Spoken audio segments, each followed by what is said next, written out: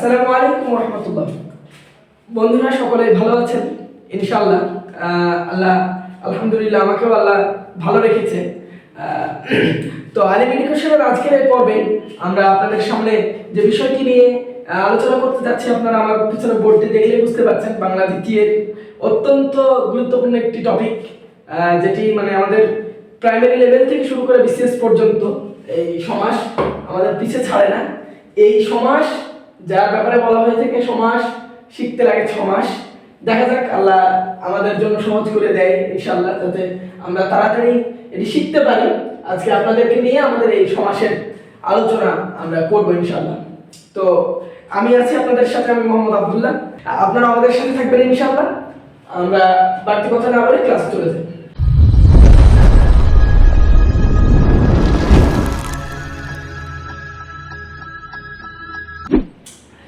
বন্ধুরা, সমাস আজকে যে টপিকটি আমরা নিয়েছি সেই টপিকটি হচ্ছে সমাস। অত্যন্ত গুরুত্বপূর্ণ একটি টপিক বাংলা ব্যাকরণে। এই সমাস টপিকে আমরা যে পরিমাণ ভয় পাই, যা আমাদের ভয়ের জন্যই মূলত আমাদের আর কোনো কিছু শেখার মানে যে আগ্রহটা সেটা আমরা নষ্ট করে ফেলছি। যার কারণে দেখা যাচ্ছে যে সমাসের প্রতি ছাত্রদের একটা অনীহা, একটা মানে অন্যরকম একটা চিন্তা ভাবনা চলে আসে। তো সমাস শব্দের অর্থ আমরা যদি পড়তে যাই, প্রথমেই অর্থ জানা প্রয়োজন।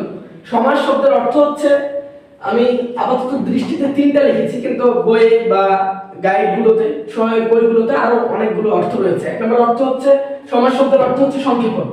সমাস শব্দের একটা অর্থ হচ্ছে সংক্ষেপণ।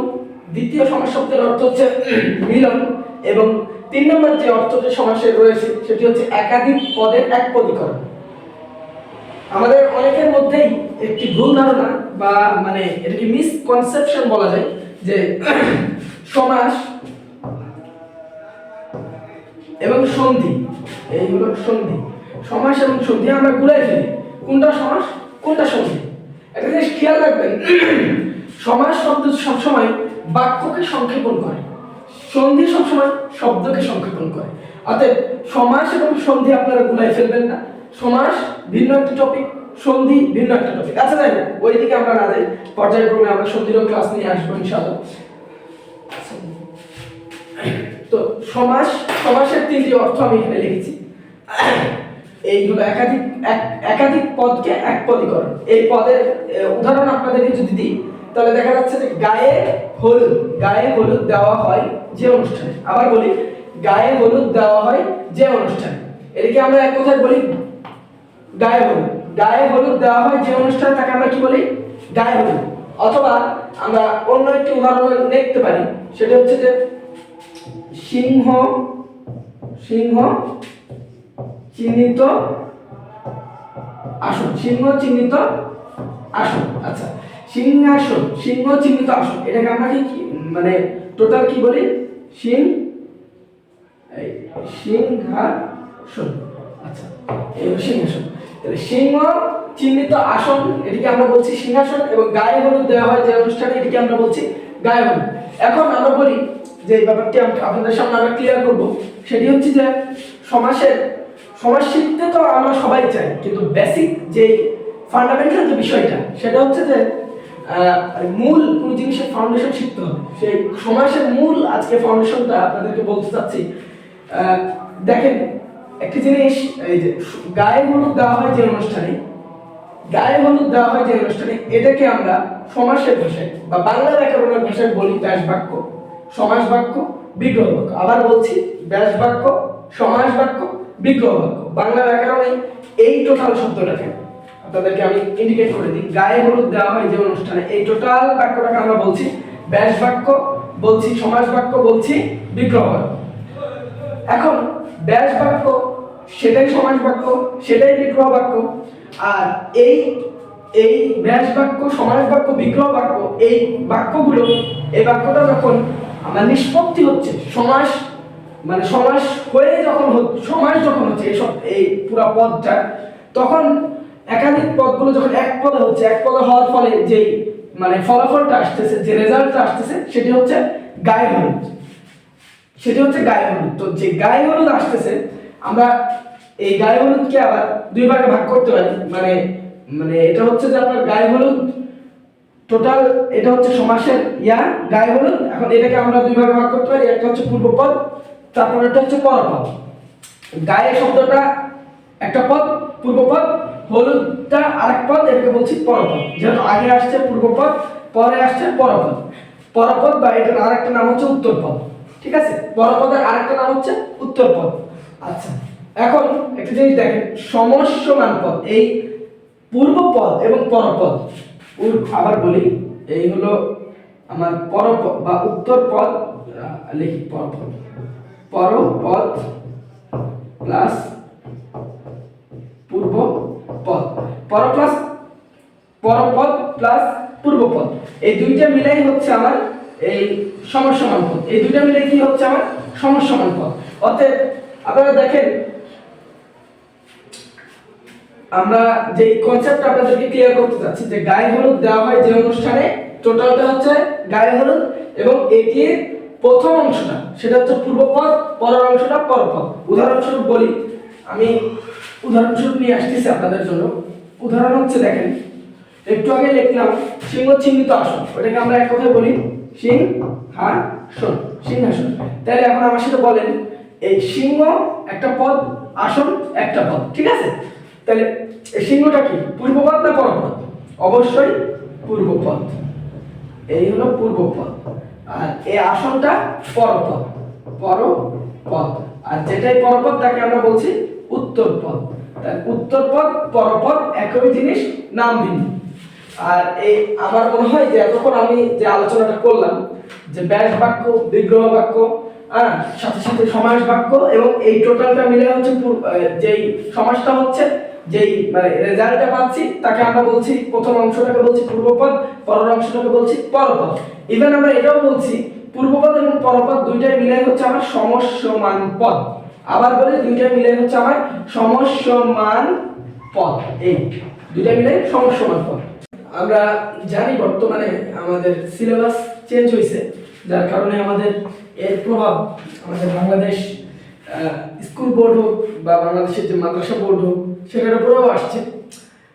যার ফলে বা সমাসের যে 6 প্রকার আমি লিখেছি, এই সবগুলো প্রকার কিন্তু মানে অনেকের বইয়ে নেওয়া থাকতে পারে। নতুন কারিকুলামে এখানে 2টি সমাস নেই, বর্তমানে বাদ দিয়েছে তারা অব্যয়ভাব এবং দ্বিগুকে, দ্বিগু এবং অব্যয়ভাবকে তারা বাদ দিয়েছে।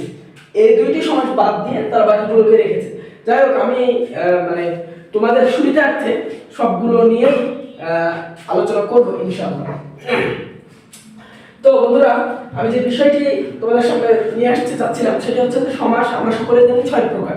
6টি প্রকার একবার দেখে নাও: দ্বন্দ্ব, কর্মদ্বারাই, তৎপুরুষ, বহুব্রীহি, দ্বিগু এবং অব্যয়ভাব। দ্বিগু এবং অব্যয়ভাব এই সবগুলো সমাসের নির্ণয়ের কিছু পদ্ধতি রয়েছে। কোনটা পরপদ প্রধান, কোনটা উভয় পদ প্রধান, কোনটা পূর্বপদ প্রধান, ঠিক আছে, কোনটা আবার কোনটাই না। তো এই যে থিমগুলো, এগুলো যদি আমাদের মাথার মধ্যে থাকে তাহলে দেখা যায় যে এই মানে তাকে আইডেন্টিফাই করা, সমাজটাকে নির্ণয় করা আমাদের জন্য খুবই সহজ হয়। তো আমি তোমাদের জন্য একটি ছক করেছি, তোমরা পারলে এই ছকটি উঠাই নিতে পারো খাতার মধ্যে, এবং আমি বুঝাই দিচ্ছি ব্যাপারটা। সেটা হচ্ছে দ্বন্দ্ব সমাস। দ্বন্দ্ব সমাস হচ্ছে যে উভয় পদ প্রধান, দ্বন্দ্ব সমাস উভয় পদ প্রধান, যেমন মা বাবা। কর্মধারয় সমাস, কর্মধারয় সমাস পরপদ প্রধান, যেমন নীল আকাশ। তৎপুরুষ সমাস পরপদ প্রধান, যেমন বইকে পড়া। বইকে পড়া না, ভুল হয়েছে, এখানে হবে বই পড়া, যেমন বই পড়া।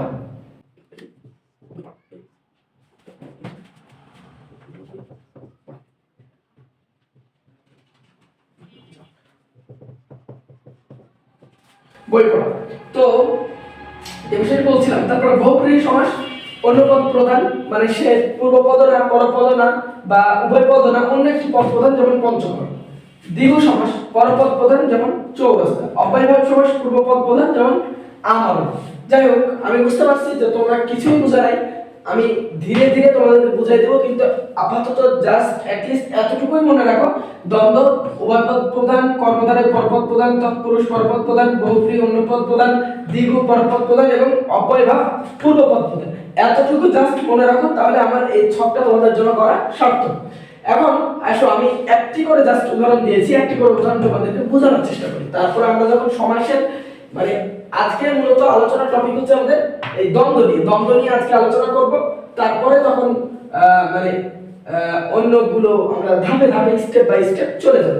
তো দ্বন্দ্বের ব্যাপারটা আজকে বলি আমি তোমাদেরকে, উভয় পদ প্রধান। দেখো দ্বন্দ্ব হলো উভয় পদ প্রধান। যেমন আমি সবাইকে এর আগেও অনেকগুলো যারা দ্বন্দ্ব নিয়ে আমার কাছে মানে দ্বন্দ্ব হয়েছে, মানে যাদের সাথে দ্বন্দ্ব সমাস নিয়ে আমার দ্বন্দ্ব হয়েছে তাদেরকে আমি বলেছি, দেখেন আপনার আর আমার দুইজন ছাড়া, দুই ব্যক্তি ছাড়া যেমন দ্বন্দ্ব হয় না, দ্বন্দ্ব করতে হলে দুইজন ব্যক্তি লাগে, তাই না? দুইজন ব্যক্তির সমান প্রভাব, সমান মানে কাজ থাকা লাগে। দুইজন ব্যক্তি ছাড়া যেমন দ্বন্দ্ব হয় না, তেমন দুইটি পদ ছাড়াও কিন্তু দ্বন্দ্ব হয় না। দুইটি পদই প্রধান থাকা লাগে। দুইটি পদই কি থাকা লাগে? এই যে উভয় পদই আমার প্রধান, উভয় পদ প্রধান। আবার বলি, দ্বন্দ্ব সমস্যা আমার দুইটি পদই প্রধান থাকা লাগে। যেমন দেখো মা বাবা, আবার বলি মা বাবা। তাহলে এর ব্যাস বাক্য যদি আমরা করতে যাই, সেটা হচ্ছে মা ও বাবা। সেটা হচ্ছে কি? মা ও বাবা। তাহলে মা ও বাবা এদিক থেকে আসতেছে হলো মা বাবা।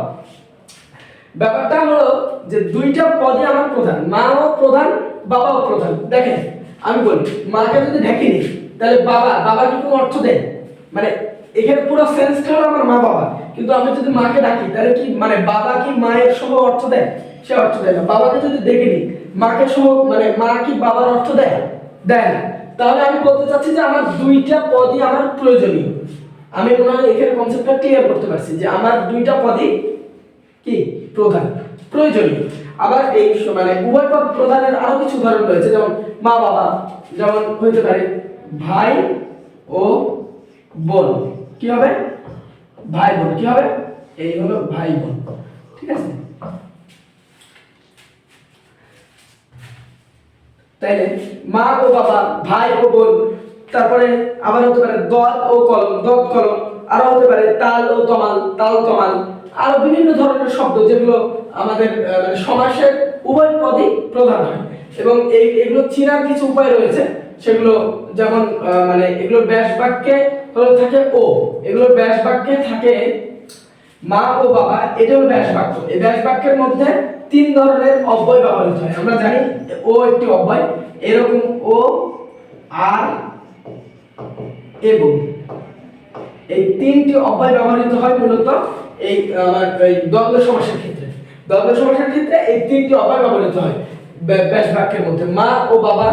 হ্যাঁ, আবার প্রয়োজন সাপেক্ষে আর ব্যবহৃত হয়, প্রয়োজন সাপেক্ষে এবং ব্যবহৃত হয়। এই হলো মূলত মানে দ্বন্দ্ব সমাসের বেসিক একটা কনসেপ্ট। তারপরে হচ্ছে কর্মধারয় সমাস। কর্মধারয় সমাস নিয়ে যদি কিছু বলতে হয়, তার উদাহরণস্বরূপ আমরা লিখেছি এখানে নীল আকাশ। লিখেছি কি? নীল আকাশ। আচ্ছা, নীল আকাশ যেটা লিখেছি, তাহলে কর্মধারয় সমাস মূলত হচ্ছে এটি একটি সাধারণ কর্মধারয় সমাসের উদাহরণ আমরা আপনাদেরকে দিয়েছি। এই সাধারণ কর্মধারয় সমাসের এখানকার যে প্যাটার্নটি আমরা ফলো করেছি সেটি হচ্ছে যে, আগেরটা মুছে দিই। এখানে যে প্যাটার্নটি নীল আকাশ, এখানে যে আমরা প্যাটার্নটি ফলো করেছি সেটি হচ্ছে যে adjective plus noun. Adjective plus noun. Noun. তাহলে অ্যাডজেক্টিভ প্লাস নাউন যদি আমরা হয়, নীলটা হলো অ্যাডজেক্টিভ, আকাশ হলো নাউন। তাহলে adjective plus noun is equal to আমার হচ্ছে সাধারণ কর্মধারয়। সাধারণ কর্মধারয়। অ্যাডজেক্টিভ প্লাস নাউন হচ্ছে আমার সাধারণ কর্মধারয়। আমরা জানি যে মানে কর্মধারয়ের অনেকগুলো প্রকার রয়েছে। উদাহরণস্বরূপ আমরা জানি যে মানে কর্মধারয় এমনি একটা সাধারণ কর্মধারয় হয়। তারপরে আবার মানে এটাকে আমরা বলি যে মধ্য এক নম্বর হচ্ছে মধ্যপদলিপি, উপমান, উপমিত, রূপক। এই হলো এক নম্বর হচ্ছে মধ্যপদলিপি,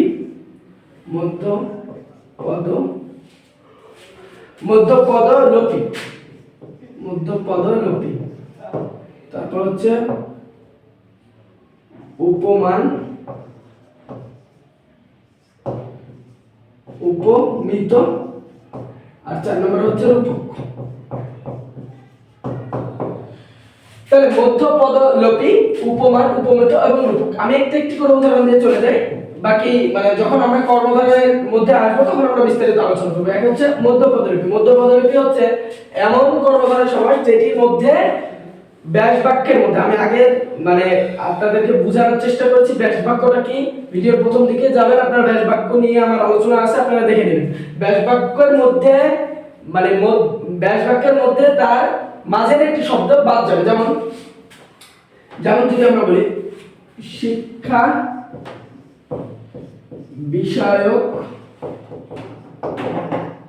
মন্ত্রী,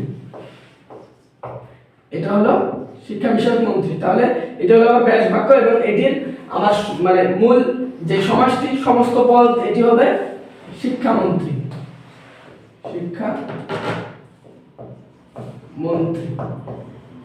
তাহলে এখানে দেখেন শিক্ষা বিষয়ক মন্ত্রী, শিক্ষামন্ত্রী, এখানে মূলত এই যে মধ্যের যে পদটা বিষয়ক পদটা মিসিং, যার কারণে দেখেন শিক্ষা মন্ত্রী মিলে গেছে না।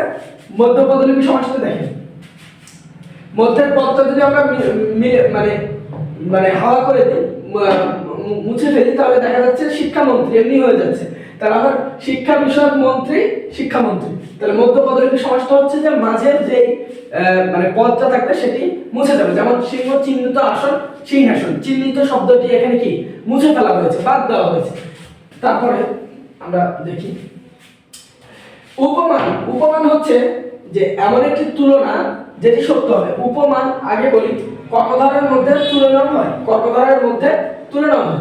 আচ্ছা, উপমান হচ্ছে যার তুলনা কি হবে সত্য হবে। যেমন উপমানের উদাহরণ যদি আমরা বলি সেটা হচ্ছে রক্ত লাল, রক্ত লাল। দেখেন রক্ত ন্যাচারাল বৈশিষ্ট্য হচ্ছে রক্ত লাল হবে, রক্ত কিন্তু লাল। এখন আপনি যদি বলেন যে টিকটিকি রক্ত কিন্তু সাদা, তাহলে সেই হিসাব করলে কিন্তু হবে না। রক্ত লাল এই হিসাবে আপনাকে করতে হবে, এটা হলো ন্যাচারাল, আর যেটা এক্সেপশনাল সেটা তো এক্সেপশনাল। যাই হোক ওই এই বিষয় নিয়ে আমরা কথা বলছি না, যে রক্ত এবং লাল। তাহলে দেখেন রক্তটা হচ্ছে লাল, রক্তের বৈশিষ্ট্য হচ্ছে লাল, যার কারণে এই মানে এই সমাসটাকে আমরা বলছি রক্ত লাল। এটি হচ্ছে উপমান কর্মধারয় সমাস, উপমান কর্মধারয় সমাস। বন্ধুরা আমরা বলছিলাম দ্বন্দ্ব সমাস নিয়ে। তো দ্বন্দ্ব সমাস বিভিন্ন ভাবে হইতে পারে, বইয়ে অনেকগুলো প্রকার দেওয়া আছে, তার মধ্যে আমি গুরুত্বপূর্ণ কিছু প্রকার আপনাদের সামনে নিয়ে আসছি যাতে আলোচনা করা যায়, আপনারা বুঝতে পারেন ইনশাআল্লাহ। তো এখানে দেখা যাচ্ছে যে দ্বন্দ্ব সমাসের প্রথম যে ব্যাপারটা আমি এখানে নোট করছি সেটা হচ্ছে মিলনার্থক। দ্বন্দ্ব বিভিন্ন ভাবে হইতে পারে, তার মধ্যে একরকম হচ্ছে মিলনার্থক, যেমন মা বাবা, মা বাবা মিলনার্থক।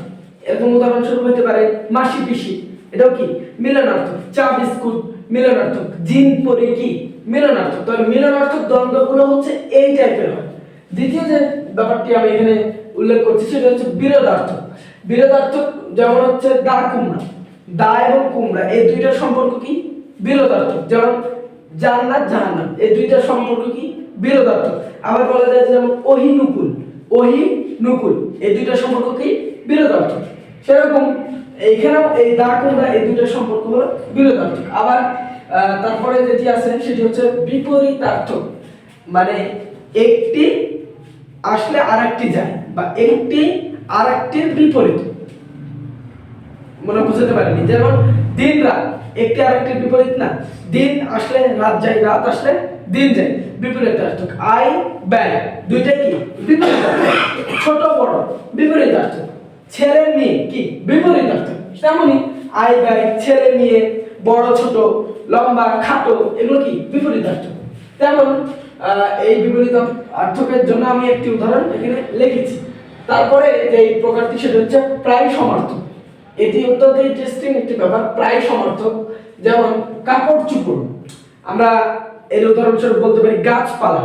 এমন একটি শব্দ বলবো প্রথমটার অর্থ আছে দ্বিতীয়টার অর্থ নেই, বুঝাই বলতেছি। প্রথম প্রায় সমার্থকের উদাহরণ হবে এমন শব্দ যার প্রথম এই কাপড়ের অর্থ আছে, চোপড়ের অর্থ নেই। তেমন এখানে আমরা যদি কাপড়ের জায়গায় লিখি গাছ, পরে আমরা আইটেম দিয়ে পরে লিখি হলো পালা, তাহলে গাছ পালা, গাছের অর্থ আছে পালার অর্থ নাই। এখন কাপড় চোপড় গাছপালা, ঠিক আছে। এরকম চা টা উদাহরণস্বরূপ লিখতে পারি চা, এখানে লিখতে পারি টা, তাহলে টায়ের কোনো অর্থ নেই। হ্যাঁ, তারপরে যে প্রকারটি সেটা হচ্ছে বহুপদী। বহুপদী দ্বন্দ্বের মধ্যে যেগুলো রয়েছে, যেমন হচ্ছে সাধারণত দ্বন্দ্ব হয় দুইটা জিনিস নিয়ে। আমি প্রথমেই বলছি দ্বন্দ্বের আলোচনায় যে দুইটা মানুষ যদি একসাথে না হয়, যেমন দ্বন্দ্ব ফাসাদ লাগে না, ঝড় ঝামেলা হয় না, এক হাতে যেমন তালি বাজে না, ঠিক তেমনি দুইজন ছাড়াও তিনজনও কিন্তু আসতে পারে, মানে একটি গোষ্ঠীর মধ্যে ঝামেলা হতে পারে। তো এই বহুপদী হচ্ছে ওই টাইপের কিছু, মানে নিজে আমি আপনি ঝামেলা করতেছি, তার মধ্যে এই বহুপদী চলে আসছে, আরেকজন আসছে, মানে তৃতীয় একটি ব্যক্তির, তৃতীয় একটি বস্তুর মানে অবস্থান বিদ্যমান। যেমন সাহেব বিবি থাকলে কিন্তু আমার দ্বন্দ্ব হয়ে যায়, সাহেব বিবি থাকলে আমার এখানে দ্বন্দ্ব সমাস হয়ে যায়, কিন্তু তারপরেও আমি অ্যাড করতেছি গোলাম, সাহেব বিবি গোলাম। তাহলে দেখেন এখানে আমার বহুপদী দ্বন্দ্ব হচ্ছে যে দুইয়ের অধিক শব্দ নিয়ে যে দ্বন্দ্ব সমাস গঠিত হয় তাকে আমরা বলতেছি মানে বহুপদী দ্বন্দ্ব। তার উদাহরণ হতে পারে নুন, আমরা খাবারে নুন ইউজ করি, নুন প্লাস মানে নুন হাইফেন লাকড়ি, নুন লাকড়ি, আবার হতে পারে চুলা। তাহলে আমি এরকম যদি বলি, আবার হতে পারে হাত কান গলা, হাত কান গলা বা নাক কান গলা। আমরা যে ডাক্তারকে বলি যে নাক কান গলা ডাক্তার, তাহলে আমরা যে এই যে মানে বলা হয়ে থাকে যে নাক কান গলা, এই যে দেখেন আমি এই উদাহরণটা আগেগুলো আমি পরিষ্কার করে ফেলি। এই হলো নাক, কান আর হলো গলা। তাহলে এই যে নাক একটি পদ, কান একটি পদ, গলা একটি পদ। আমি আবারও বলি যে নাক এবং কান থাকলে কিন্তু আমার দ্বন্দ্ব সমাস হয়ে যায়। তারপরও তিনটি পদ আমার নিয়ে একটি মানে তিনটি পদ নিয়ে আমার একটি সমাস গঠিত হচ্ছে, সেটি হচ্ছে দ্বন্দ্ব নাক, কান এবং গলা। তাহলে নাক, কান, গলা হচ্ছে আমার কি বহুপদী দ্বন্দ্ব সমাস। তারপরে সর্বশেষ যে বিষয়টি, এটা অত্যন্ত গুরুত্বপূর্ণ, অলুক দ্বন্দ্ব। অলুক দ্বন্দ্ব হচ্ছে বিভক্তির সাথে সম্পর্কিত। যদি আপনার পদের মধ্যে বিভক্তি থেকে যায়, এই যে দেশে এ হলো একটি বিভক্তি, এটি হলো একটি বিভক্তি, তাহলে এই বিভক্তি কি এখানে বিদ্যমান, দেশে একটি বিভক্তি বিদ্যমান, বিদেশে এখানে কি বিভক্তি বিদ্যমান। তাহলে যে সমস্যার মধ্যে বিভক্তি বিদ্যমান, দেশে বিদেশে, ঠিক আছে, এর উদাহরণস্বরূপ আমরা আবার লিখতে পারি, যেমন হাতে কলমে, ঠিক আছে, আমরা বলি না হাতে কলমে শিক্ষা। তাহলে যে হাতে এখানে একটা একার আছে, একটা বিভক্তি বিদ্যমান, কলমে এখানে একটা একার আছে, এটাও বিভক্তি বিদ্যমান। তাহলে দুইটা সমান মানে দুইটা শব্দের মধ্যেই বিভক্তি বিদ্যমান, সেম অবস্থা। তাহলে এটি হচ্ছে আমার কি আমার অলুক দ্বন্দ্বের একটি উদাহরণ। সম্মানিত উপস্থিতি, আজকে আপনাদের সামনে যে দ্বন্দ্বের প্রকারগুলো নিয়ে আলোচনা করলাম এবং পুরো দ্বন্দ্ব সমাসটা ক্লিয়ার করার চেষ্টা করলাম।